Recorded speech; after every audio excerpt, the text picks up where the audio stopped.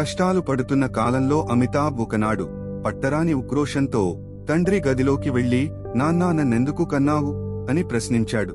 అప్పుడు ఏదో రాసుకుంటూ ఉన్న హరివంశరాయ్ బచ్చన్ కొడుకు అడిగిన ప్రశ్నకు వెంటనే బదులివ్వలేదు. సాలోచనగా అతన్ని ఒకసారి తేరిపార చూశారు. ఇద్దరూ ఏమీ మాట్లాడుకోలేదు. కాసేపటికి అమితాబ్ ఆ గది నుంచి వెళ్లిపోయాడు.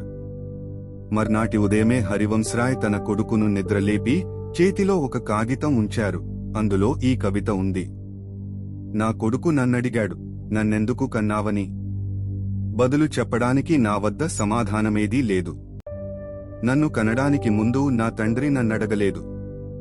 నా తండ్రిని ఈ లోకంలోకి తెచ్చేటప్పుడు నా తాత కూడా అతన్ని అడగలేదు. నువ్వెందుకు కొత్త ప్రారంభానికి, కొత్త ఆలోచనకు నాంది పలకరాదు? నీ పిల్లలను కనే ముందు నువ్వు వాళ్లనడుగు. అమితాబ్ ఆలోచనలో మార్పు తెచ్చిన కవిత ఇది. ఒక సందర్భంలో ఈ కవితను ప్రస్తావించాడాయన. తనను ప్రభావితం చేసిన తన తండ్రిని అమితాబ్ సందర్భం వచ్చినప్పుడల్లా గుర్తు చేసుకుంటూనే ఉంటాడు.